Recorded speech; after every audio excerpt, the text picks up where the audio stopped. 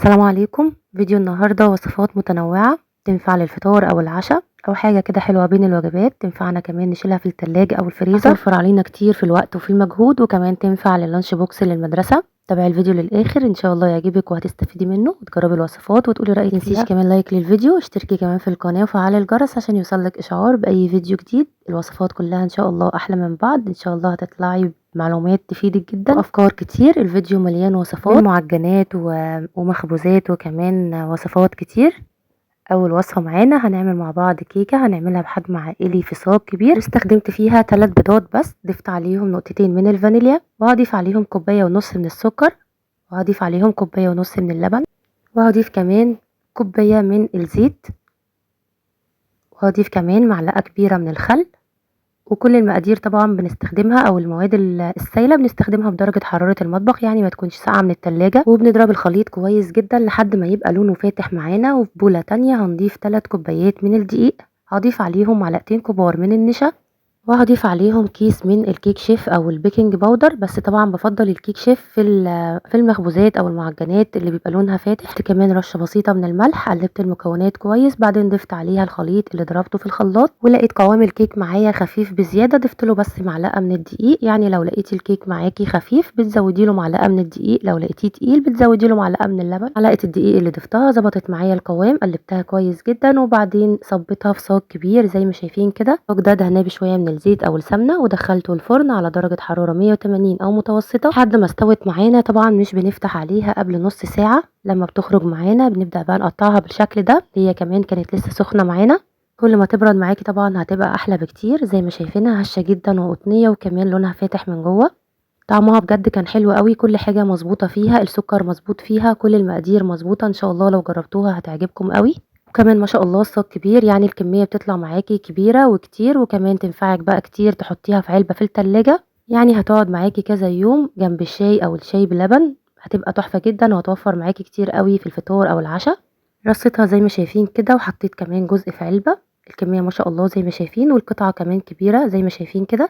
ممكن كمان تقطعيها لقطع صغيره اكتر. ما شاء الله من جوه هشه وقطنيه جدا وطعمها حلو قوي. جربوها ان شاء الله تعجبكم. ودي اول وصفه معانا من وصفات الفطار. ندخل بقى على تاني وصفه كل اطفالنا بتحبها، نعملها في البيت انضف واضمن بكتير.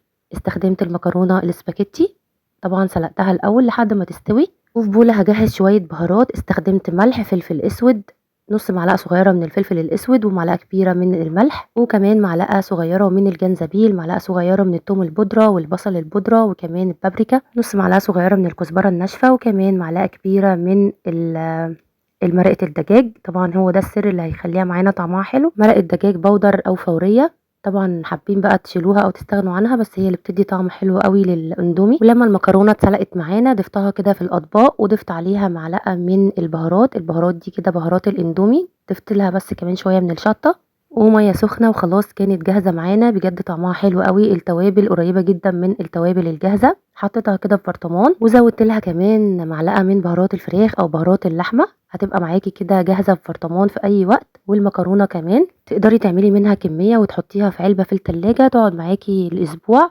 تاخدي منها بالشكل ده في طبق، وهتضيفي عليها الميه السخنه على طول، وهتضيفي كمان عليها معلقه من البهارات، وتزودي بقى شطه لو حابه، يعني كانك بتعملي الاندومي الجاهزه بالظبط. بس طبعا دي احسن في البيت وكمان اضمن، وكمان عارفه انتي عاملاها من ايه.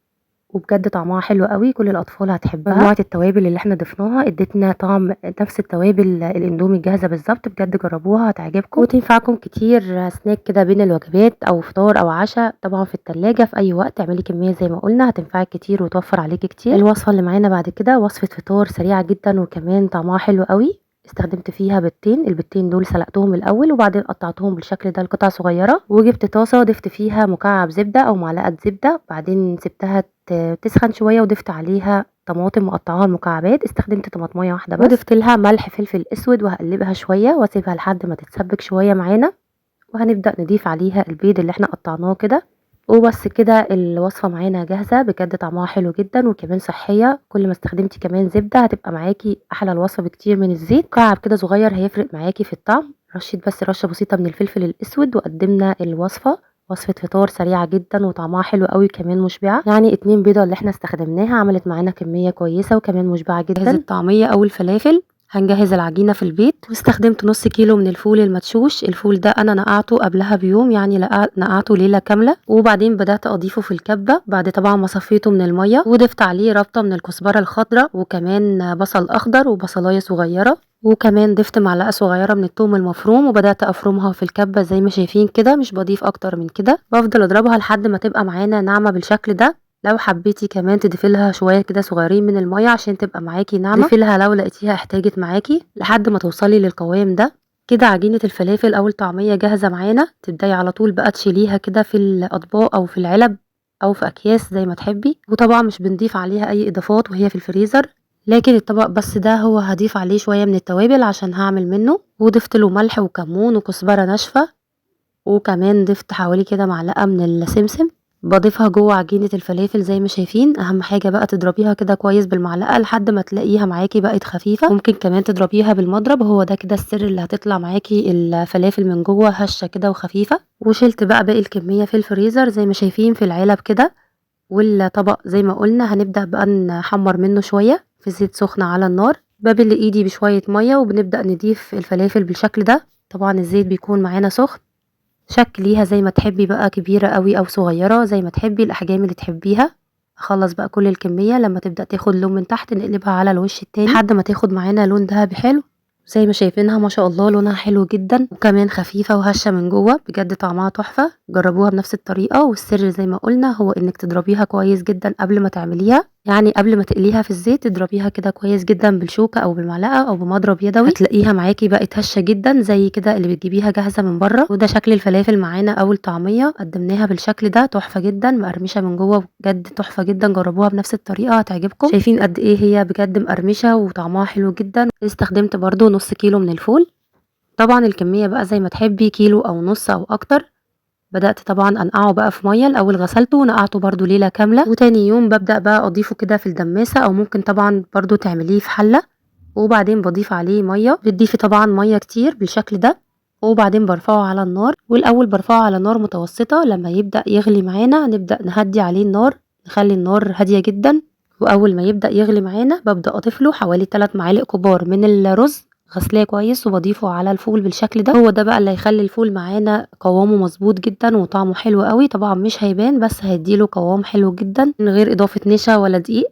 طبعا بنسيبه بقى على نار هاديه لحد ما يستوي معانا. من وقت للتاني بنفتح عليه، بناخد واحده طبعا بنضغط عليها، لو لقيناها استوت خلاص بقى بنقفل عليه النار. كده الفول معانا استوى. طبعا مش بياخد وقت كتير لاننا طبعا نقعينه قبلها بيوم، ليله كامله. وده شكل الفول معانا بعد ما استوى. طبعا اثناء التسويه لو لقيتيه الميه بتاعته نقصت بتزوديه كمان ميه مغليه ما تكونش بارده عشان الفول ما يسودش معاكي. وبضيف بقى على كميه الفول دي حوالي ربع كيلو من البليله او قمح البليله، طبعا مسويينه الاول، وببدأ أضيفه على الفول بالشكل ده. طبعا بقى بيزود معانا الكمية، وكمان بيديله طعم حلو. كمان بتدي طبعا طعم حلو جدا للفول، وكمان بتخلي لونه فاتح زي ما شايفين. طبعا حابين تضيفوها او لا زي ما تحبوا. وهنبدأ بقى نعبي الفول كده في الأطباق حسب طبعا الكمية اللي محتاجاها، او في أكياس تلاجة. بضيفه كده في العلب، علب صغيرة بالشكل ده. بنطلع طبعا واحدة بنحطها كده في التلاجة لحد ما تفك معانا ونبدأ نستخدمها. جربوا واعملوا الفول بنفس الطريقة هتعجبكم جدا. خلاط، وهنضيف فيه 2 بيضة. يفضل طبعا ان البيض يكون بدرجة حرارة المطبخ، يعني ما يكونش ساقع من التلاجة. هبدأ اضيف عليه كوباية من السكر، وكمان كوباية من اللبن او الحليب، كمان كوباية من الزيت، نقطتين من الفانيليا، فانيليا سايلة او بودر زي ما تحبي. هنبدأ بقى نضربهم كويس جدا لحد ما الخليط معانا يبقى لونه فاتح بالشكل ده. هنبدأ بقى نصب في بولة، وهبدأ اضيف عليه الدقيق. ضفت كوبايتين من الدقيق بس بنخلهم بالشكل ده زي ما شايفين كده.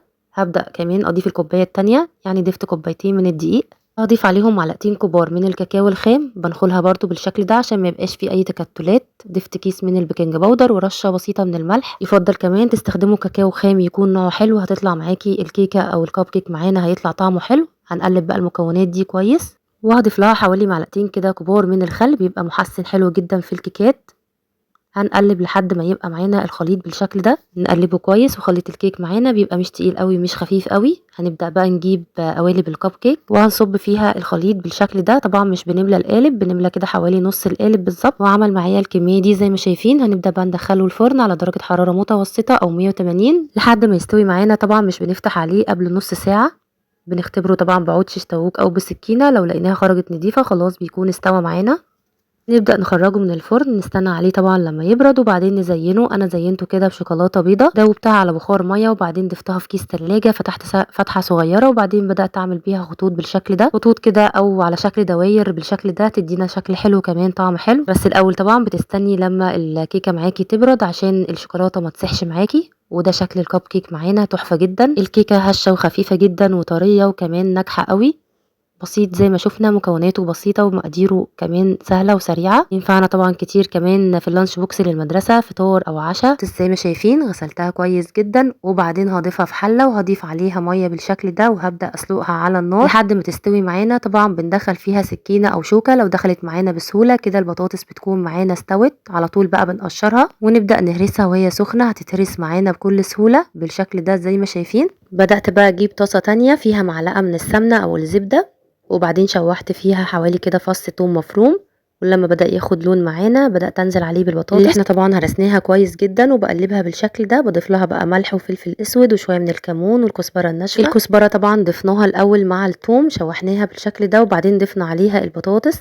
هتلاقي بقى طعم البطاطس معاكي بقى في حته تانية خالص. طبعا بقى طعمها حلو جدا، اضافه التوم والكزبره الناشفه خلى طعم البطاطس تحفه. كمان شوية التتبيلة اللي اتبقت معانا من البتنجان ضفتها كمان على البطاطس بالشكل ده وقلبتها كويس، وهنبدأ خلاص نقدمها. وبكده عملنا طبق بطاطس مهروسة بالثوم، تحفة جدا، سهلة وبسيطة وكمان طعمها حلو قوي وبتفتح النفس كمان جنب اي اكل. قدمناها بالشكل ده وقدمت كمان معاها للتزيين وكمان برضو يديها طعم حلو جدا شويه كده من الجرجير مقطعاه لقطع صغيره. ضفت كمان فلفل احمر للتزيين بالشكل ده، تزيين بسيط جدا طعمها كمان حلو قوي. واستخدمت كيلو من الدقيق، ضفت عليه رشه بسيطه من الملح وهبدا بقى اعجن بالميه. الميه طبعا بتكون بقى حسب ما تاخد معاكي العجينه.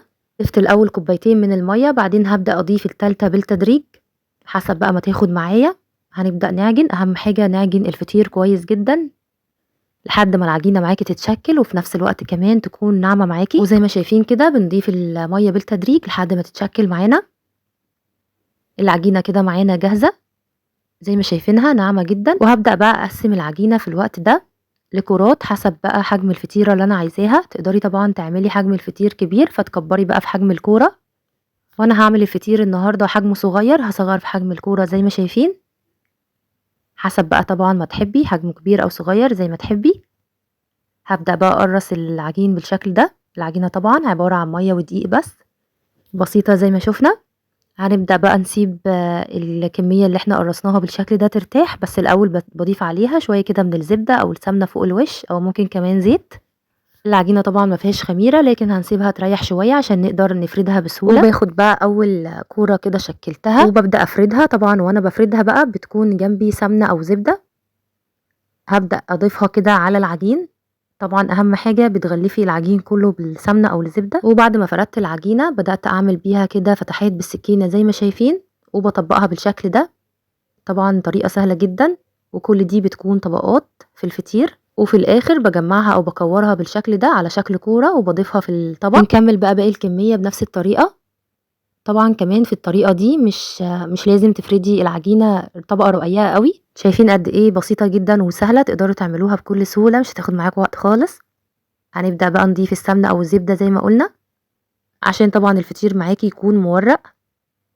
وهنبدأ بقى نقطع او نعمل كده فتحات في العجين بالسكين ونطبق بالشكل ده. لو لقيتي كمان الطبقات محتاجة تاني للسمنة بتضيفي عشان طبعا يكون مورق معاكي.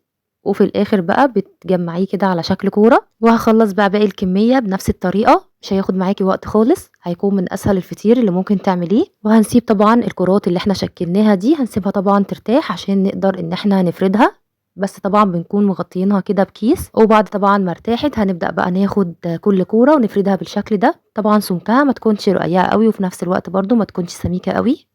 وبنرصها في الصينية بالشكل ده وندخلها الفرن على درجة حرارة بتكون عالية. ممكن كمان تسويه على عين البوتاجاز، كمان التسوية على عين البوتاجاز بتكون احلى بكتير وبيكون طري معاكي اكتر. هنبدأ بقى نضيف كده على الوش كمان شوية من السمنة او الزبدة، ودي كمان الكمية معايا. هبدأ بقى ادخل اول صينية عملتها على درجة حرارة عالية زي ما قلنا. الشبكة كمان بقربها كده لتحت عشان طبعا يستوي معانا بسرعة وما ينشفش معانا.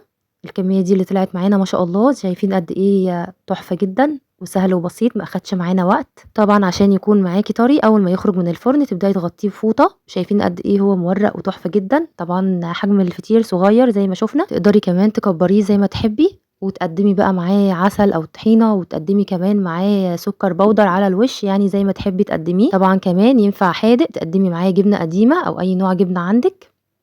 طبعا الفطرتين دول ضفت عليهم كده شويه من اللبن وكمان السكر البودر وكمان عسل وكمان شويه جوز هند واي مكسرات عندك متوفره بتحبي تضيفيها ضيفيها في الوقت ده. تحفه جدا زي ما شايفين، طعمه بجد حلو قوي زي الجاهز بالظبط ويمكن احلى كمان. ضفت كمان على الكميه دي سكر كمان بودر بالشكل ده، طعمه بجد حلو قوي زي الجاهز بالظبط، وطبعا اوفر واضمن وانضف بكتير من الجاهز. جبت بوله ضفت فيها كوبايتين من الميه الدافيه، ضفت عليهم 4 معالق كبار من السكر وكيس من الخميره الفوريه. ضفت كمان بياض بيضه وربع كوبايه من الزيت ورشه بسيطه من الملح ونقطتين من الفانيليا السايله، ممكن تضيفي بودر لو حابه. وهنقلب كويس لحد ما المكونات دي تختلط. بعدين هنبدا نضيف عليها كيلو من الدقيق وهنبدا بقى نعجنها كويس جدا. طبعا لو احتاجت ميه بقى بنضيف ميه دافيه طبعا عشان تسهل معانا التخمير. هبدأ بقى أضيف الكوباية التالتة من المية. الأول ضفنا كوبايتين ودي الكوباية التالتة، بضيفها بالتدريج حسب ما تاخد معانا العجينة. أول ما العجينة تتشكل معانا وتبقى متماسكة بالشكل ده هبدأ أضيف لها حوالي كده معلقة كبيرة أو معلقتين من الزبدة، بتكون بدرجة حرارة المطبخ بالشكل ده. بضيفها بقى على العجين. في الوقت ده هتلاقي العجينة بدأت تقطع معاكي، ما تقلقيش طبعا، هتفضلي بقى تعجني فيها لحد ما تتشكل معاكي وتلم بالشكل ده. العجينة في الوقت ده بيكون ملمسها طري جدا وناعم زي ما شايفين، بنعجنها بس شوية كده حلوين. العجينة برضو بتكون كده فيها سنة كده تلزيق بسيطة، بسيبها بغطيها وبسيبها بقى لحد ما تخمر. لما تخمر معانا ويتضاعف حجمها هبدأ بقى أقسم العجينة دي ل4 كرات بالشكل ده. بنحاول كده نسويها على قد ما نقدر. العجينة زي ما شايفينها طرية جدا وناعمة. لو لقيتي العجينة طبعا بتلزق معاكي بزيادة ممكن تحطي في ايدك شوية كده من الدقيق او تدهني ايدك بشوية من الزيت. هنبدأ بقى ناخد اول كورة وهبدأ افردها بالشكل ده على شكل مدور او مربع، ويكون سمكها يعني مش رفيعة قوي وفي نفس الوقت برضو مش سميكة قوي. وهبدأ اقطعها بالسكينة لمستطيلات بالشكل ده، وكل مستطيل هعمله كده على شكل مثلث، بقطعه كده لمثلثات كبيرة او صغيرة بقى زي ما تحبي حجم الكرواسون اللي هنعمله. وتبدأي بقى تلفيه من قاعدة المثلث بالشكل ده.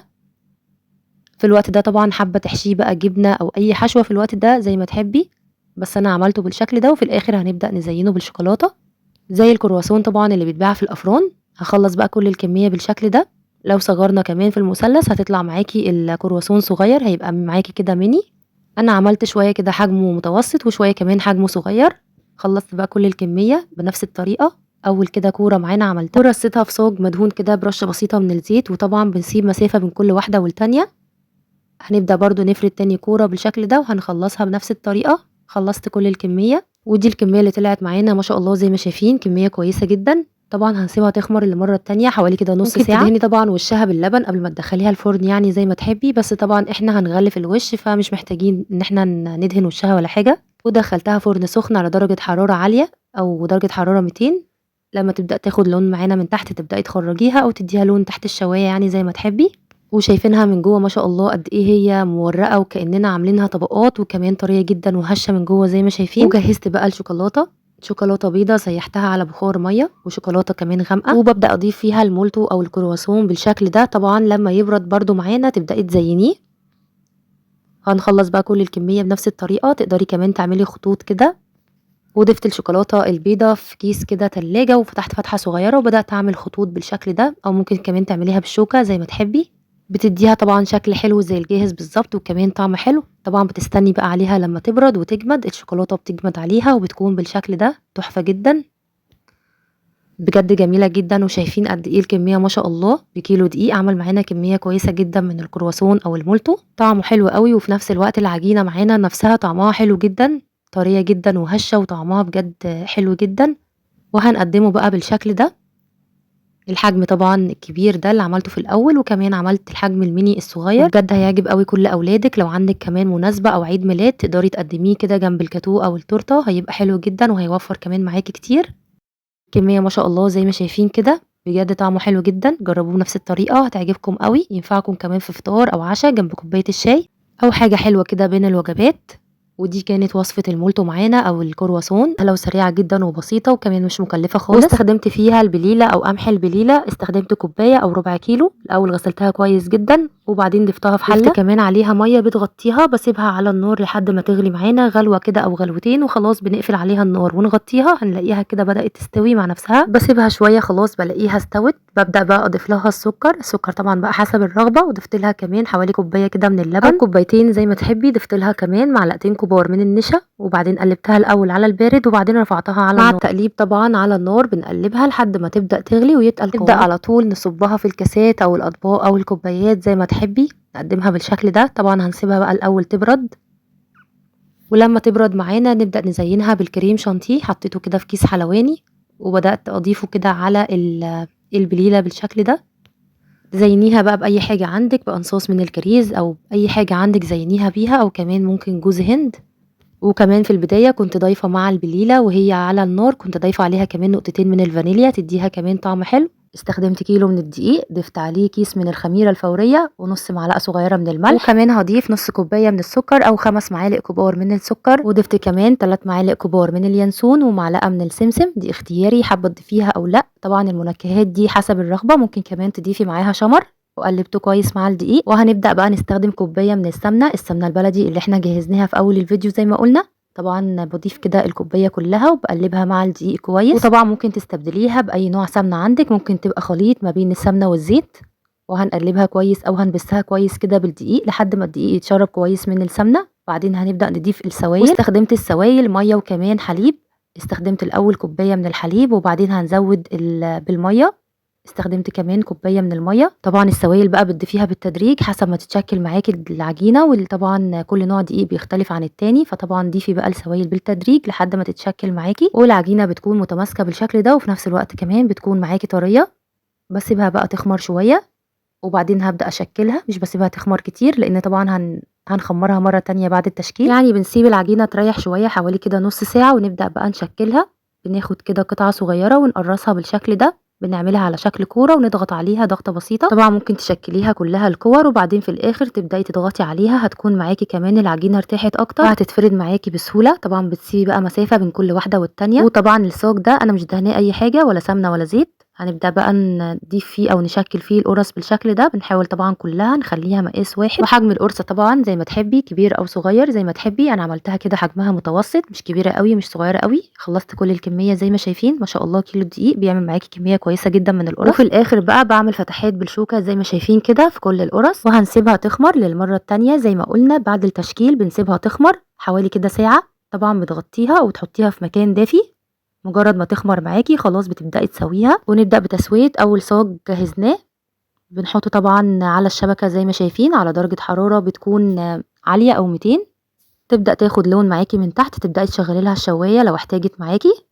وده بيكون شكلها. الكمية ما شاء الله معانا كويسة جدا زي ما شايفين. القرص معانا طرية جدا وطعمها حلو قوي. وطبعا طعم السمن البلدي فارق جدا في الطعم، خليها طبعا غنية وطعمها تحفة جدا. وكمان اليانسون اديها طعم تحفة. طرية جدا زي ما شايفين وهشة ولونها كمان فاتح من جوه. طبعا القرص دي طرية. حبيها بقى تكون ناشفة بتهدي عليها النار في الفرن، وتنفعك طبعا كتير بقى لسحور رمضان او الفطار او العشاء جنب كوباية الشاي. بجد طعمها حلو جدا، ريحتها كانت حلوة قوي وسهلة وبسيطة زي ما شفنا. ما خدتش معانا وقت، وكمان تشكيلها بسيط جدا، من الحاجات البسيطة جدا اللي تقدري تعمليها في البيت بكل سهولة.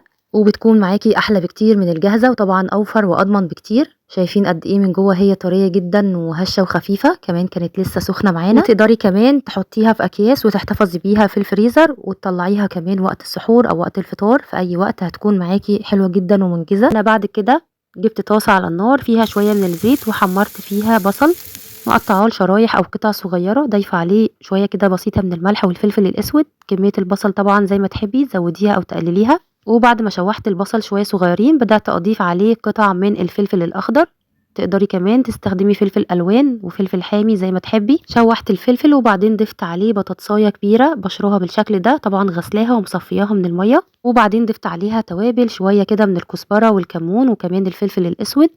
وظبطي بقى الملح في الوقت ده، وكمان سبتها تتشوح شويه مع الخضار اللي ضفته في الاول. وفي الاخر ضفت طماطمايه مقطعاها لقطع صغيره، وبعدين هغطي عليها وهدي عليها النار لحد ما تستوي. مش هتاخد معانا وقت، في نفس الوقت بقى هجهز كده بولة ضفت فيها 3 بيضات ونص كوباية من اللبن، ضفت عليها ملح وفلفل وكمان معلقتين كبار من الدقيق، وهخلطها كويس بالمضرب لحد ما تبقى معانا بالشكل ده. ناخد بقى الخضار اللي احنا سويناه الاول على البوتاجاز وهضيفه في الصينيه بالشكل ده. طبعا تقدري تستخدمي صينيه اصغر ويكون معاكي سمكها طبعا تكون سميكه شويه حسب طبعا ما تحبي. وبعد ما فردتها بالشكل ده ضفت عليها خليط البيض والدقيق اللي احنا جهزناه، سويته عليها بالشكل ده، وهبدأ بقى ادخلها الفرن على الشبكه في الرف الاوسط زي ما شايفين.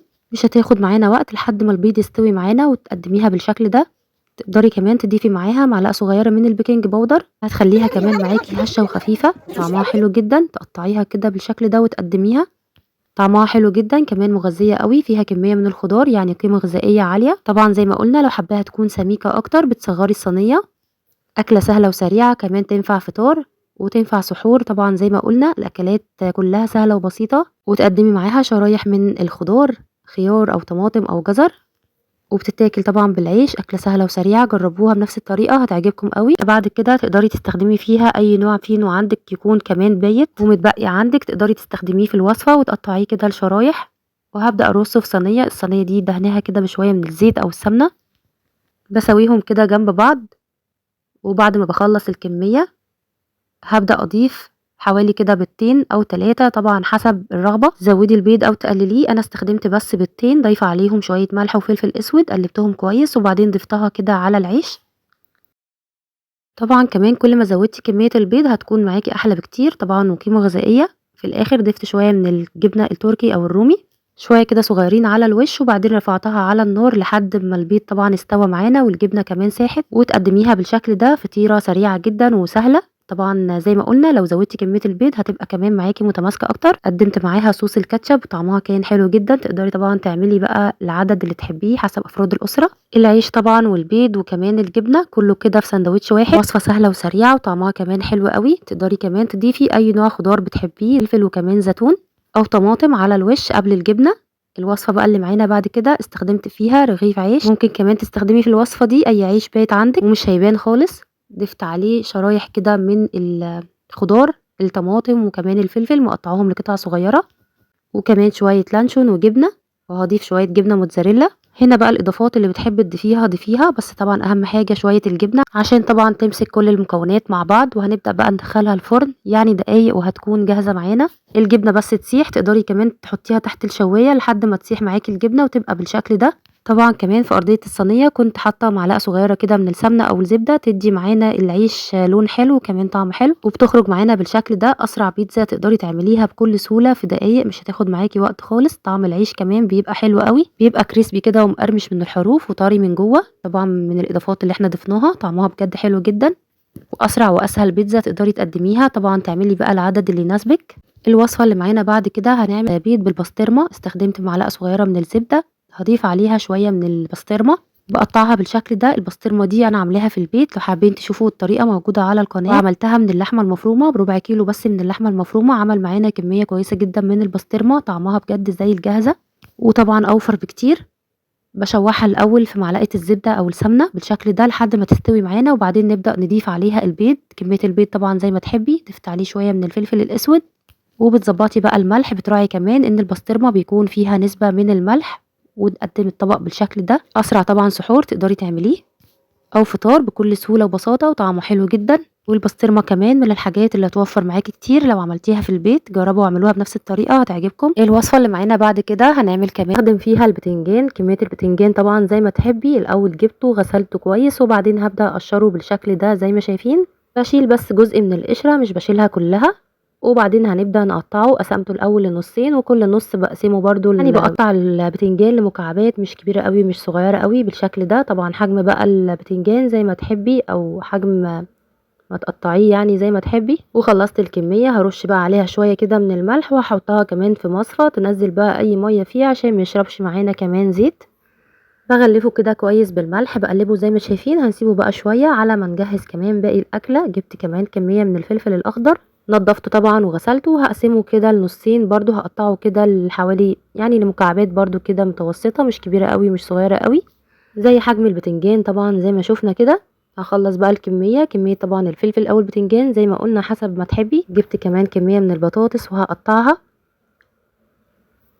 وهقطعها لصوابع صغيره او صوابع رفيعه ما تكونش برده سميكه قوي. هناخد بقى كميه البطاطس دي بعد ما غسلتها وهنبدا نحمرها في الزيت، وهحمر كل كميه البطاطس اللي معايا وهنبدأ بقى نشيلها في مصفى بالشكل ده. خلصت بقى كل كمية البطاطس. لازم طبعا نحمر البطاطس الاول عشان طبعا الزيت في الاول معانا بيكون نضيف، وبعدين بقى نبدأ نحمر البتنجان اللي معانا بالشكل ده لما ياخد لون ذهبي حلو ونبدأ نخرجه. انا الاول خرجته على مصفى، بعدين بقى خلصت الكمية وضفته في الطبق ده بالشكل ده. هنجيب بقى طاسة ضايفة فيها شوية صغيرين من الزيت، وهضيف فيها توم مفروم وكمان هريسة فلفل شطة زي ما تحبي حار او بارد، وهشوحه شويه صغيرين. ولما يبدأ ياخد معانا لون ذهبي طشيته كده بحوالي معلقه من الخل، وضفت عليها طماطم. طبعا هسيبها بقى الاول تغلي كده كام غلوه او تتسبك معانا، وبعدين بقى هنضيف عليها البتنجان المقلي وكمان الفلفل كمان قليته برده بعد البتنجان، ضفته على المسقعه بالشكل ده او على الصلصه بالشكل ده. ضفت لها بس رشه بسيطه من الفلفل الاسود، بس كده شويه بطاطس حمري كده شويه حلوين،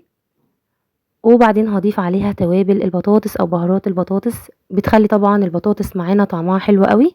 وجهزت شويه خس قطعته كده لقطع صغيره، وجهزت كمان عيش فينو تقدري تعمليها في عيش سوري وتبقى زي السندوتشات الجاهزه بالظبط. طبعا سندوتشات البطاطس كلنا بنحب نجيبها جاهزه من بره، اعملوها في البيت هتوفر معاكم كتير وكمان هتبقى احسن وانضف من بره بكتير. وتحطي بقى على السندوتش الصوصات اللي بتحبيها. انا ضفت مايونيز وكاتشب، تقدري طبعا تضيفي خيار مخلل معاها مع الوصفه زي ما تحبوا تقدموها.